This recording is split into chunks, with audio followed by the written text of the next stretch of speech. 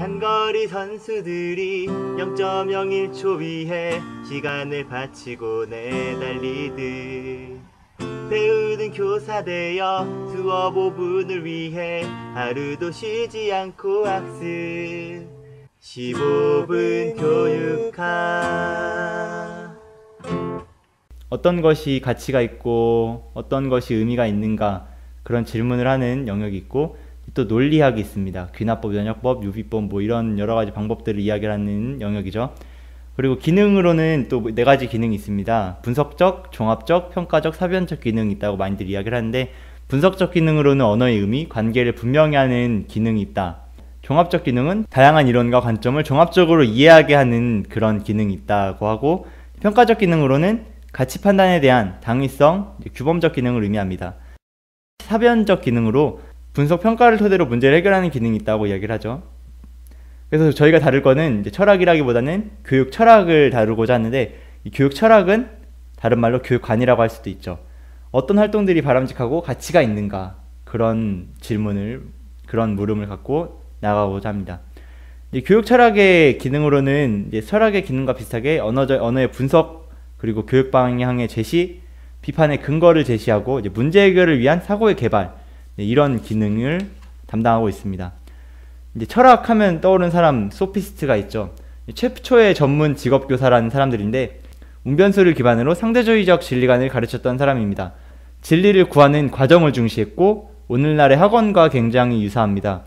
이제 소피스트의 대표자 중 하나로 이제 프로타고라스라는 사람이 인간은 만물의 척도이다 라고 말을 하면서 상대주의를 굉장히 중시를 했고, 이제 이소크라테스라는 사람은 이제 언어 교육을 통한 수사학을 강조했습니다. 어린이 교육보다 청소년 교육을 중요시하면서 이제 지속적이고 계획적인 중등 교육을 처음으로 시작했던 사람이죠. 이런 소피스트에 반해서 상대적으로 이루어진 것이 아니라 어떤 진리가 있다, 변하지 않는 진리가 존재한다라고 하면서 소크라테스가 나타나게 됩니다. 이제 문답법의 시초이죠. 삼파법의 시초인데, 이제 무지의 지각과 실천적 지행 합일을 강조하면서 교육은 매매의 대상이 될 수 없다라고 이야기하면서 참 지식은 영혼 안에 있어 학습은 단지 그것을 불러오는 것에 불과하다라고 이야기를 하면서 소피스트와 많은 갈등을 겪곤 했죠. 그리고 이제 로마로 넘어가서 키케로라는 사람이 등장을 합니다. 인문적 교양을 가진 웅변가를 양성하고자 교육 내용을 암기하고 재생하는 암기식 교수법을 유행시킨 사람입니다. 이제 행복을 영위하는 것이 가장 아름다운 덕이라고 하면서 아리스토텔레스와 유사하게 최덕지를 강조를 했고, 아동의 발달 특성을 파악함으로써 이 발달 특성에 맞게 교육을 했던 사람이라고 알려져 있습니다. 그래서 교육 환경을 굉장히 강조하면서 평등하고 일관적인 양육 태도, 그리고 상벌에 공평한 부과하는 것을 강조를 했죠. 그리고 이 뒤를 이어서 퀸틸리안이라는 사람이 나타나게 됩니다. 세계 최초의 교육 저서를 지었던 사람이고요. 아동의 개인차를 인정, 체벌 반대, 아동 존중, 조기 교육을 강조했던 사람입니다. 훗날 이제 자연주의와 진보주의에 큰 영향을 줬던 사람인데, 딱 키케로와 퀸틸리안을 비교해보면, 키케로 같은 경우는 옛날에 그런 암기식, 이제 문답식, 그런 주입식 교육을 대표한 사람이라고 하면, 퀸틸리안은 굉장히 인간적이고 인간적이고 진보주의적인 그런 학자라는 것을 저희가 볼 수 있습니다. 대표적인 철학자들의 이야기는 여기서 마치고 이제는 철학 사조에 대해서 이야기를 해보겠습니다. 먼저 이상주의에 대해서 이야기를 하자면, 물질 가치를 배격하면서 일반 교양을 중시하고 강의와 토론에 의한 이성주의를 굉장히 중요시했던 사조인데, 재능에 따라서 머리, 가슴, 배로 나누어서 낙오되면 그 계급에 머무르는 그런 교육을 시켰습니다. 그래서 플라톤이 이 주의의 대표자라고 할 수 있는데, 남녀평등과 공리주의에 대해서 이야기를 했지만 엘리트 교육을 실시했다는 좀 안타까운 그런 사람입니다. 이게 무슨 말인고 하니, 처음에는 다 같이 공평하게 남녀평등하게 교육을 받기 시작하지만, 이제 어떤 시험이든 뭘 테스트를 해가지고 이제 각자의 계급을 나누기 시작합니다. 어떤 테스트를 통과하지 못한 사람은 배 계급에 머무르고, 또 두 번째 테스트에 통과하지 못한 사람은 가슴 계급에 머무르고, 마지막까지 살아남은 사람이어야 머리 계급에 올라갈 수 있는 그런 좀 엘리트 교육을 중시를 했고요. 플라톤이 아카데미아에서 이런 철학을 펴냈다면 이제 리케이온이라는 학당에서 그의 제자였던 아리스토텔레스가 실제주의라는 사조를 또 형성을 하게 됩니다. 실제주의, 이제 플라톤이 관념론을 이야기를 했다면 이제 아리스토텔레스는 형상과 진료 모두가 이것은 결국에 하나다라고 이야기를 하면서 지식은 사물을 지배하는 법칙을 밝혀놓은 것이라고 주장을 했습니다. 그래서 무엇보다도 가장 중요한 것이 행복해지는 것이었는데 행복한 국가를 만들기 위한 공교육을 강조했고 이를 위해서 이성생활, 행복을 위해서 이성생활을 영위해야 된다면서 인문교과와 과학교과를 주입식으로 가르쳤습니다. 관찰과 실험, 암송 등을 통해서 말이죠. 그래서 이런 생각, 이런 사조가 이제 르네상스에 이르러서 이제 인문주의로 넘어가게 됩니다. 이제 고전을 통해서 인간주의적 요소를 부활시키자라는 그런 철학 사조였고 이것도 세 가지로 나누어집니다. 개인적 인문주의, 귀족 중심으로 개인의 조화를 중시했던 인문주의고요. 사회적 인문주의, 서민 중심으로 고전과 성서를 같이 배워서 결국엔 사회 개혁을 목표로 했던 그런 인문주의고 마지막으로 키케로주의, 아까 전에 나왔듯이 암송을 굉장히 중요시했던 사람인데 여기서도 암기와 암송, 형식화를 중요시하는 그 주의를 키케로주의라고 이렇게 총 세 가지로 인문주의를 구분하게 됩니다. 인문주의에서는 이제 두 가지 갈래가 나오는데 먼저 종교개혁부터 살펴보면 루터와 켈빈에 의해서 이루어졌던 개혁이었는데 모두가 성경을 읽어야 한다라고 주장하면서 모국어 교육을 주장을 했고 이 모국어를 가르치기 위해서 초등 의무 교육을 이야기를 했습니다. 여기에 감명을 받은 고타의 영주가 이제 고타 교육령을 통해서 이들의 주장을 실현을 하려고 했었습니다. 그리고 옛날에는 이제 성직자들이 가장 좋은 직업이고 뭐 농부나 상인들이 가장 덜 떨어진 직업이다라고 이야기를 하면서 그렇게 교육을 했다면 종교개혁에 이르러서야 그렇지 않다. 모든 직업마다 각자의 소명이 있고 모든 직업마다 각자의 하나님께서 주신 그런 의미가 있다라고 이야기를 하면서 현세적 직업교육을 인정하게 됩니다. 그러니까 이제 성직자 교육뿐만 아니라 이제 농부 교육, 뭐 상인 교육, 대장간 뭐 그런 교육들을 이제 인정을 하게 되는 거죠.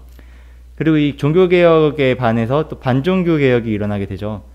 이제 이것들은 또 카톨릭에서 주도한 운동인데 이제 선교사를 양성하고 이제 교리의 일관성을 지키기 위해서 교환을 창시하게 되는 이제 오늘날 교사 양성 시스템의 기초라고 할 수 있는 그런 개혁을 이제 그런 운동을 카톨릭에서 시작을 하게 됩니다.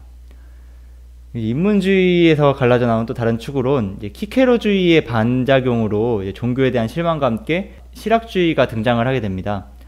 관찰과 경험에 의한 근대과학의 기초를 확립하게 되죠. 이 실학주의도 인문주의랑 마찬가지로 세 개로 분류를 할 수 있습니다. 먼저 인문적 실학주의, 고전을 배우지만 암기는 하지 않는다.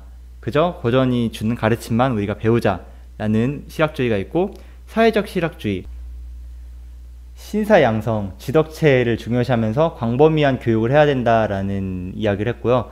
감각적 실학주의는 자연과 실물, 실험을 중시하는 그런 사조였습니다. 실학주의의 대표적인 학자로 코메니우스라는 사람이 있는데, 코메니우스는 이제 30년 전쟁을 겪으면서 인간의 제약은 무지에서 나온다는 결론을 내렸습니다. 이제 신의 의지와 뜻을 파악하기 위해서 모두에게 모든 것을 가르치자. 그래서 여성들과 소외받은 자들의 교육을 주장을 했는데, 이제 범교육은 학습 능력 차이에 의한 한계가 있다는 점에서 한번 좌절을 했지만, 이 사람이 대교수학이라는 책을 내면서 합자연의 원리를 주장하고 이제 객관적 자연주의를 확립을 하게 됩니다. 그리고 또 유명한 게 최초의 시청각 교재로 알려져 있는 이 세계도회라는 교재를 이 코메니우스라는 학자가 썼다고 합니다.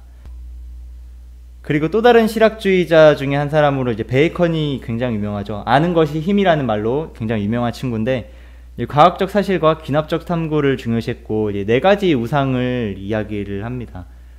동굴의 우상, 종족의 우상, 시장의 우상, 극장의 우상, 이 네 가지 우상을 이야기를 했는데, 이제 개인의 편견이나 이제 인간으로서의 종이 갖고 있는 편견, 그리고 언어로 인한 편견, 그리고 과거의 전통과 규칙으로 인한 이 편견을 조심하라, 뭐 이런 의미에서 네 가지 우상을 제안을 하게 됩니다. 실학주의에 이어서 계몽주의로 넘어가겠습니다. 계몽주의에서 보면 이제 합리주의와 자연주의가 있는데, 먼저 합리주의부터 살펴보면 모든 속박에서 인간성을 해방시키자, 모든 능력을 단련함으로 이성을 발달시키자, 즉 형식 도야를 하자라는 이런 주장을 했는데, 이 대표적인 학자로 로크가 있죠. 성선 백지설을 주장했던 사람인데, 습관을 통해서 신사를 양성하자, 건강한 육체에 건강한 영혼이 깃든다라고 하면서 채덕지, 육체가 가장 중요하다고 강조를 했고, 학교 교육보다 가정 교육을 강조를 했습니다. 왜냐하면 학교에서 교육을 받게 되면 안 좋은 습관을 기르게 된다라고 이야기를 했기 때문이죠. 하지만 이제 가정교육을 보면 가정교사 등 상류층에서만 이렇게 해당되는 교육이라는 점에서 한계가 있고요. 자연주의를 살펴보면 합자연, 노작, 직관, 감성 위에 있는 이성, 이런 이야기를 하면서, 루소가 굉장히 유명하죠. 에밀이라는 책으로 굉장히 유명한 친구인데, 이제 루소는 성선설을 주장을 했습니다. 이제 사람은 태어날 때부터 원래 착했다라고 이야기를 하는데, 사회와 완전히 독립된 환경에서 아이를 길러야 한다는 것을 굉장히 강조를 했죠. 인위적 자연을 만들어서 이제 그 자연에서 아이를 교육해야 된다라고 이야기를 했지만, 사실 이렇게 홀로 떨어져서 살 수 있는 건 굉장히 엘리트들만 실현 가능한 일이죠. 뭐 모두가 시골에 별장을 갖고 있는 것도 아니고. 그리고 또 여성의 지적 교육은 필요치 않았다고 이야기한 데서도 한계가 있었고, 개인차를 강조한 주관적 자연주의를 이제 루소가 확립을 하게 됩니다. 이들의 영향을 받아서 신인문주의가 등장하게 됩니다. 낭만주의라고도 하죠. 이성, 지성 중심의 계몽사조에 반발을 하면서 감성과 심리적인 태도로 탐구하는 것을 강조를 하면서 이제 전인적 발달을 이야기를 했습니다. 헤르바르트나 이제 페스탈로치 같은 학자들이 여기에 속하는데, 페스탈로치 같은 경우에는 3H를 강조를 했죠. 머리, 가슴, 손을 강조를 하면서 자발성과 계열성, 합자연, 직관의 원리에 따라서 교육을 했습니다. 그리고 이의 영향을 받아서 프레벨, 유치원의 시초라고 할 수 있는 사람인데, 프레벨은 놀이와 음물을 통해서 아이들을 교육을 했다고 합니다. 음물이 뭔가 하니 가베라고도 하는데, 이것은 내린 선물이라는 의미로 이제 구나 평면 모형으로 생긴 그런 그런 교구들인데, 그런 모형들을 통해서 신이 창조한 자연의 통일성과 다양성을 인식하도록 이렇게 노력을 했다고 합니다. 또 다른 사람으로 몬테소리라는 여성이 있죠. 이제 독일의 몬테소리라는 여성은 노동자 자녀들을 위한 어린이집을 하면서 이렇게 자율성의 신장과 자발성의 개발을 목표로 이렇게 교육을 했다고 합니다. 이런 목적을 가지고 교육을 하다 보니까 자연스럽게 교사 역할은 축소되고 감각 훈련에 집중을 했다고 하는데, 민감기에 따른 적절한 감각을 제공함으로써 이렇게 교육을 했다고 합니다. 교육은 개인의 자기 표현을 통해 자아 실현을 이루는 것이라고 하면서 자동적 교육론을 이야기를 했고요. 그리고 이제 다 넘어서 프래그머티즘에 대해서 이야기를 해보겠습니다. 프래그머티즘은 이제 의심과 가설을 토대로 만들어진 실용주의라고 할 수 있겠죠. 진리는 경험에 의해 실제성, 유용성이 입증된 것이라고 하면서 모든 것은 변한다. 그렇기 때문에 평생 교육을 해야 된다. 라고 하면서 이제 문제 해결에 굉장히 큰 관심을 보이게 됩니다. 대표적인 학자로 듀이가 있는데, 이제 듀이는 교과와 실제 이분을 반대하면서 선행 경험에서 무언가를 받아 경험을 재구성한다는 것을 이제 굉장히 인식론적인 주장을 이제 듀이가 시작을 하게 됩니다. 이제 듀이가 가장 중요시했던 개념들 중 하나로 흥미가 있는데, 이 인터레스트라는 개념이 출발 상태와 도달 상태 사이에 수단이라고 하면서 몰입한 상태라고 강조를 하면서 인터레스트라는 개념을 굉장히 강조를 하게 됩니다. 프래그머티즘의 영향을 받아서 이제 진보주의가 새로이 대두하게 되죠. 자연주의에서 개인차, 아동 욕구에 입각한 성장을 돕는다 라는 목표를 따오고, 실용주의에서 문제중심, 생활 위주의 실험, 학습, 교육의 목적이 있을 수 없다, 생활 그 자체라는 그런 생각을 실용주의에서 가져오게 됩니다. 1920년대에서 30년대 그 실험학교 때 가장 큰 전성기를 맞이했었는데, 하지만 지적 기능을 간과하고 우수화를 소홀히 관리했다. 그리고 현재의 흥미가 아동의 장기적 이익과 어떤 관련이 있을까라는 또 의문이 나타나기 마련이죠. 그리고 또 아동을 성인 과학자처럼 생각했다는 그런 많은 비판을 받았습니다.